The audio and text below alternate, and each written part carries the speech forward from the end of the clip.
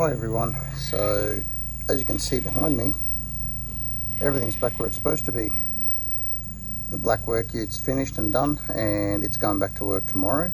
So as of next week, we're going to get back on doing what we like doing.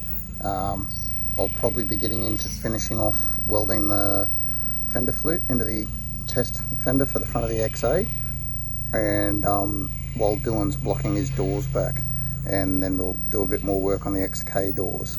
So no more boring work ute and fixing up stuff that other people bent. Everything's back where it's supposed to be and back onto work on all we want to.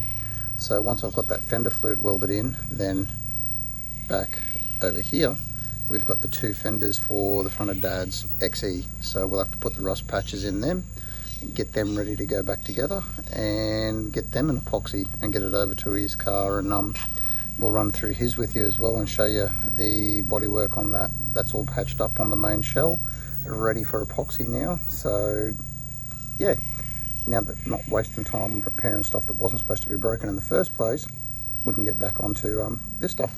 So thanks for putting up for it for a little while. Nothing much going on, and yeah, we'll see you next week. Have a good week. Bye.